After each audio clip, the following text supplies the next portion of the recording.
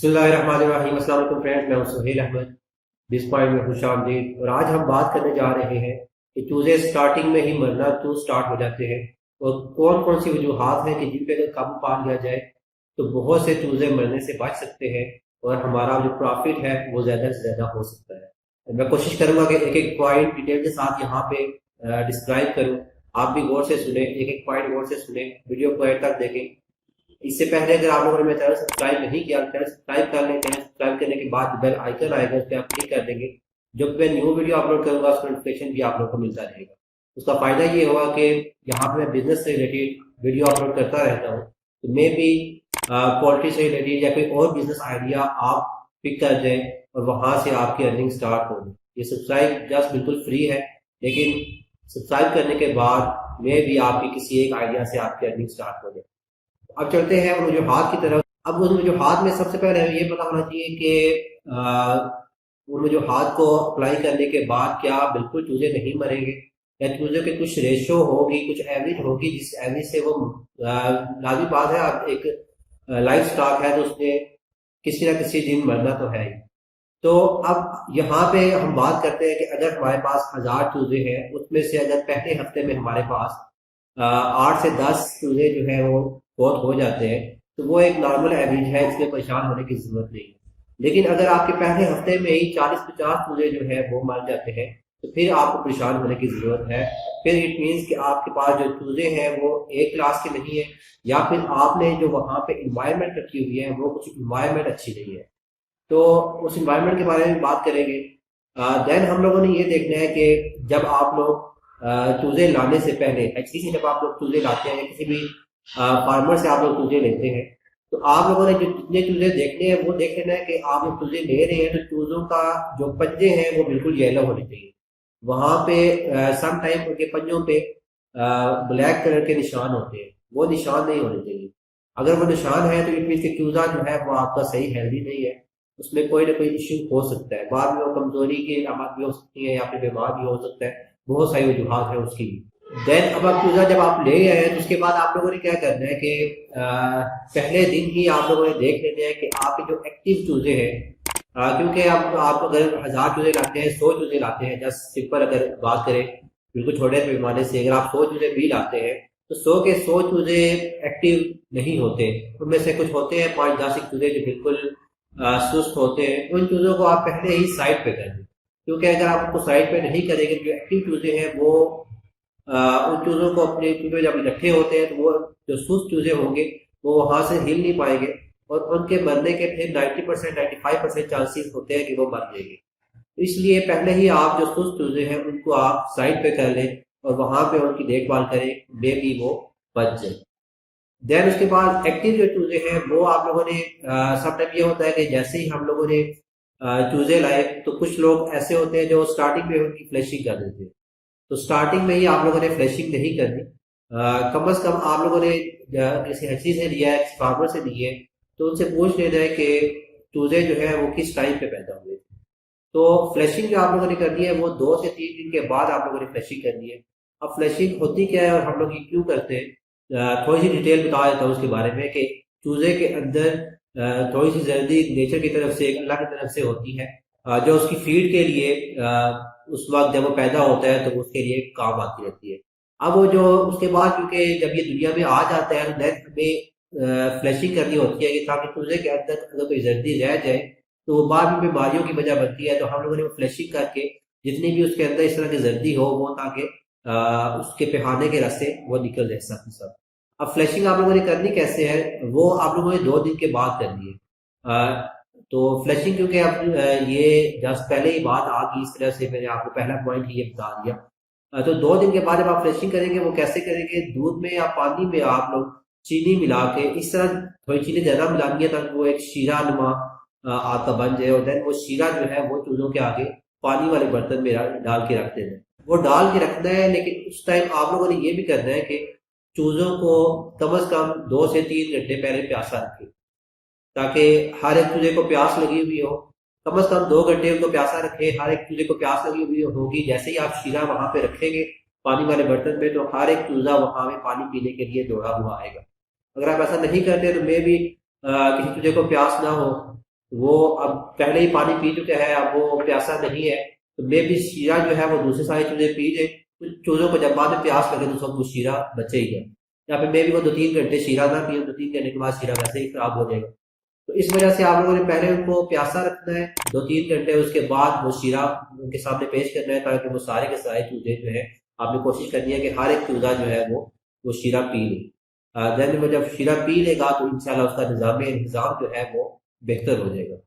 Then दूसरा point ये है कि आप लोग जब चूजे ले आए हैं तो आपकी जिस जगह पे आप लोगों ने चूजे रखने हैं वहां पे सफाई सुथराई का ख्याल लाजमी रखना है। वहां पे आप लोगों ने किसी किस्म की गंदगी नहीं होनी चाहिए, इन्वायरमेंट जो है वो साफ होनी चाहिए, क्योंकि वहां से भी वायरस, अगर सफाई नहीं होगी तो वायरस वहां से भी चूजों पे अटैक कर सकते हैं और चूजे जो है वो बीमार हो जाएंगे।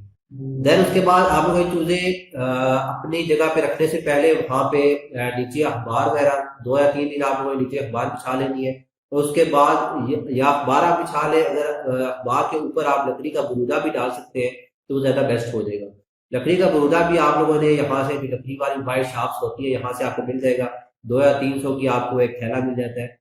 तो वो आप अपनी जितने भी आप चूजे ला रहे हैं उसके मुताबिक, अपनी जगह के मुताबिक आप लोग देख लें कि आपको कितने वहां पे थैले चाहिए होंगे। 4-5 थैले में भी, अगर आप 1000 चूजे ला रहे हैं तो आपको 3-4 थैले जो है वो रिक्वायर्ड होंगे स्टार्टिंग में। तो वो लकड़ी का बरूदा बिल्कुल साफ होना चाहिए। ये ना हो कि आप लोग किसी दूसरे फार्मर से वो बरूदा ले आए जो कि पहले यूज किया हो उसने, तो वहां से वायरस इस चूजे की तरफ भी आ सकते हैं।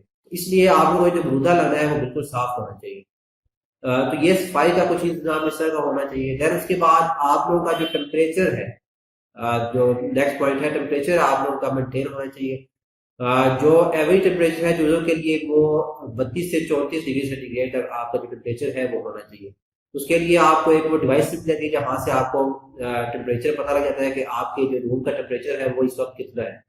वो आप ये करें कि वो बाजार से लेके वहां पे लटका दें ताकि आपको सामने वो टेम्परेचर नजर आता रहे। किसी टाइम भी अगर टेम्परेचर काफी ज्यादा होना स्टार्ट होता है तो आप उसके मुताबिक, अगर ज्यादा होता है तो आप खिड़कियां वगैरह जो आसपास होंगी, जो रोशनदान होंगे, वो ओपन कर दें। अगर कम हो जाता है तो फिर आपको वहां पे हीटर का या अंगीठी का इस तरह का कोई बंदोबस्त करना पड़ेगा ताकि टेम्परेचर जो है वहां पे मेंटेन रहे। टेम्परेचर मेंटेन नहीं रहेगा तो फिर वहां पे चूजों की सेहत पे असर हो सकता है। अब इसके अलावा आपको कैसे पता लग सकता है कि आप चूजों के लिए टेम्परेचर है वो मेंटेन हो रहा है नहीं। अगर तो आप लोग देखें कि चूजे जो है बहुत ज्यादा इकट्ठे हो रहे हैं और वो कांप रहे हैं, इट मीन्स कि चूजों को सर्दी लग रही है, टेम्परेचर जो है वो कम हो रहा है। और अगर आप देखें कि चूजों का जो सांस है वो फूल रहा है, जिस तरह आपस में आप इंसानों को भी आपने देखा होगा कि उनका सांस जो है फूलना स्टार्ट हो जाता है, बिल्कुल वो तेज तेज मुंह खोल के सांस ले रहे होते हैं। तो इस तरह का चूजे भी करना स्टार्ट हो जाए, 1-2 चूजों का अगर इस तरह है तो इट मीन्स कि वो बीमारी भी कुछ हो सकती है उनमें। लेकिन अगर सारे के सारे चूजे ही जो 90% चूजे हैं वो इसी तरह कुछ एक्टिविटी पेश कर रहे हैं, तो फिर आपको समझ जाना चाहिए कि यहाँ पे जो टेम्परेचर है वो ज्यादा हो गया है। तो फिर आप लोगों ने वहां पे भी टेम्परेचर जो है वो मेंटेन करना है और चूजों को वहां पे उनकी सेहत का लाजमी ख्याल रखना है।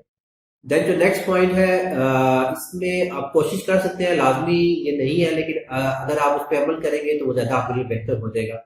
वो ये है कि आपकी जो जगह है वहां पे अगर कुछ चूजों को कार्नर वगैरह मिल जाएंगे तो वो कार्नर में चूजे इकट्ठे होना स्टार्ट हो जाते हैं। फिर आपको मेहनत करनी पड़ेगी। जो मुस्लिम फार्मर है वो ये करते हैं कि डंडे वगैरह पे एक शापर लगा के चूजों को इलादा करते रहते हैं, बार बार उनको इलादा करना है। तो उससे बेहतर अगर वो ये तरीका है कि आपने कुछ ऐसा करना है कि जगह बनानी है वहां पे आसपास वो सर्कल में जगह होनी चाहिए ताकि उन्हें कोई कार्नर मिले ही ना। जब कार्नर नहीं मिलेगा तो फिर चूजे जो है वो उस वक्त भी इकट्ठे होते हैं, फिर भी आपको देखभाल तो करनी पड़ेगी। मेहनत तो करना शर्त है हर एक कारोबार में, लेकिन यह है कि फिर आपकी मेहनत जो है वो तकरीबन 50% रह जाती है। चूजे कोई कार्नर नहीं मिलेगा तो वहां पे चूजे जो है बहुत कम ही इकट्ठे होते हैं। लेकिन ये काम जो है ये क्योंकि बहुत ज्यादा, अब आपके पास अगर हजारों की तादाद में चूजे हैं तो फिर आपके लिए बार बार इस तरह के स्केयर जो बनाना है वो मुश्किल हो जाता है। तो अगर तो आप कर सकते हैं, आपके पास इस तरह की जगह भी है और इस तरह की फैसिलिटीज भी है, तो फिर आप ये जो है वो ज्यादा बेस्ट है।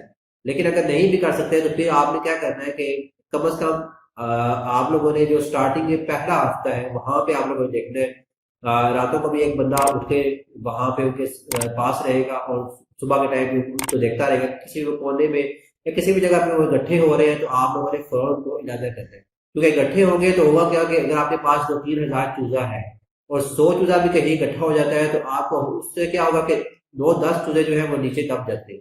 आप वो उठने की कोशिश करेंगे लेकिन चूजे क्योंकि साथ ही इकट्ठे हुए हैं तो उठ नहीं पाएंगे, उनका सांस रुकेगा और वो वहां पे ही मर जाएंगे। तो इस तरह चूजे बहुत ज्यादा मरते हैं, आप लोगों ने ये काम भी नहीं होने देना। देन जो नेक्स्ट पॉइंट है जिस वजह से चूजे बहुत ज्यादा मरते हैं वो ये है कि आपके फीडर और ड्रिंकर का कम होना। फीडर जिसमें चूजों को आप लोग फीड देते हैं और ड्रिंकर जिसमें पानी वगैरह डाल के, जिस तरह भी आप शीरा वगैरह डाल के वो देते हैं, वो कम नहीं होनी चाहिए। ज्यादा शक हो जाए लेकिन कम ना हो।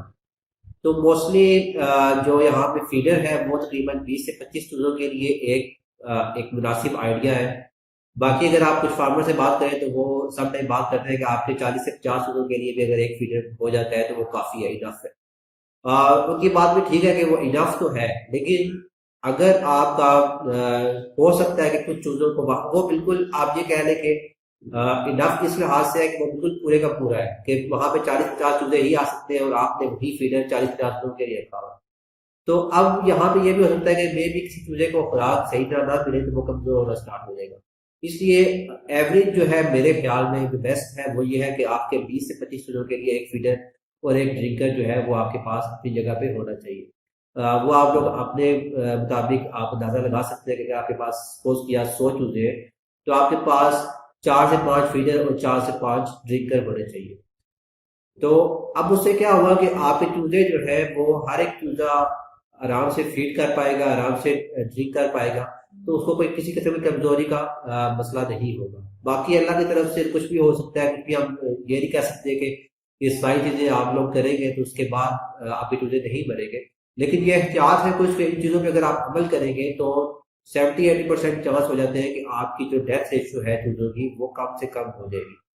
इसके अलावा आप लोगों ने ख्याल रखना है कि जो जगह आप लोगों ने चीजों के लिए मुख्तस की हुई है उसमें नमी नहीं आनी चाहिए, क्योंकि नमी आएगी, टेम्परेचर जब चूजों के लिए नमी होगी उनको पाँव से सर्दी चढ़ेगी तो उससे भी बीमार होना स्टार्ट हो जाते हैं और मर जाते हैं। ये सारी चीजें जो है आप लोगों ने देखभाल के एक बिजनेस स्टार्ट करना है। तो बिजनेस जब भी स्टार्ट करें आप लोगों ने अगर तो पहले से कुछ काम किया हुआ है तो फिर तो बेस्ट है, फिर आप यूज टू हो चुके होते हैं। लेकिन अगर आप बिल्कुल स्टार्टिंग से ये काम करने जा रहे हैं तो फिर पहले मेरे ख्याल में अब आपकी जगह पे भी है कि आपके पास जगह कितनी है। तो आप अगर आपके पास बहुत थोड़ी बहुत जगह है तो आप घर के छत पे भी ये काम कर सकते हैं। मेरी दूसरी वीडियोस है जो कि आप लोग देखते हैं, वहां से भी सीख सकते हैं। घर के छत पे 100-200 चूजा रख के वहां से आप लोग चेक कर सकते हैं। तो 100-200 चूजा चूजा जो है वो बहुत ज़्यादा जगह नहीं घेरता। जब आपको बड़ी मुर्गियां हो जाती है फिर आपको हर मुर्गी के लिए 1 स्क्वायर फीट जो है जगह रिक्वायर्ड होती है। लेकिन 100 चूजों के लिए अगर आपके पास कोई यहाँ पे जस्ट आपके पास बात कर लेते हैं हम 5x5 अगर आपके पास स्पेस भी है या 5x10 कह लेते हैं तो वो इनफ है। आप जस्ट ये करें कि आप 1-2 महीने तक उनको पालें, फिर उनको सेल कर दें, फिर चूजे ले आए, फिर उनको 1-2 महीने तक पालें, उनको सेल कर दें। तो अब क्या होगा कि आपको चूजे पालने का एक्सपीरियंस हो चुका है। देन उसके बाद आप ये करें कि आप जो आपने 100-200 चूजे लाए हुए थे वहां से आप 100-150 चूजा सेल कर दें, बाकी 40-50 जो है चूजे रख लें अपने पास। आपके पास जगह क्योंकि 5x10 तक की है तो आप वहां पे 30-40 चूजे रख के उनको मुर्गियों तक बनाए, उन पे एक्सपीरियंस करें क्या हम लोग आगे लेके चल सकते हैं, इनको तक लेके जा सकते हैं, नहीं लेके जा सकते। तो इस तरह एक्सपीरियंस करें, स्टेप बाय स्टेप काम करें तो इंशाल्लाह आपको किसी किस्म का कोई नुकसान नहीं होगा। देन इसके बाद बात आती है जो नेक्स्ट पॉइंट है वो प्रॉपर वैक्सीनेशन करना होगा, जिसकी वजह से चूजे मर जाते हैं। तो प्रॉपर वैक्सीनेशन के लिए भी वीडियोस मेरे चैनल पे पड़ी हुई है, वहां से आप लोग देख सकते हैं कि जो वैक्सीनेशन हम लोगों ने करनी है वो किस किस दिन पे करनी है। तो आप लोगों ने हर एक चीज देख के हर एक चीज प्रॉपर अगर करेंगे तो इंशाल्लाह आपको किसी किस्म का नुकसान नहीं होगा। तो उम्मीद है ये वीडियो आप लोगों को पसंद आई होगी। वीडियो पसंद आई हो तो इसको लाइक कर दीजिए, चैनल को सब्सक्राइब कर दीजिए। चैनल सब्सक्राइब करने के बाद जो बेल आइकन आएगा उस पर आप क्लिक कर देंगे, जो भी न्यू वीडियो में अपलोड करूँगा उसमें नोटिफिकेशन भी आप लोगों को मिलता रहेगा। तो इंशाल्लाह मिलते हैं नेक्स्ट किसी और टॉपिक के साथ, नेक्स्ट किसी और वीडियो के साथ। तब तक के लिए अल्लाह हाफिज।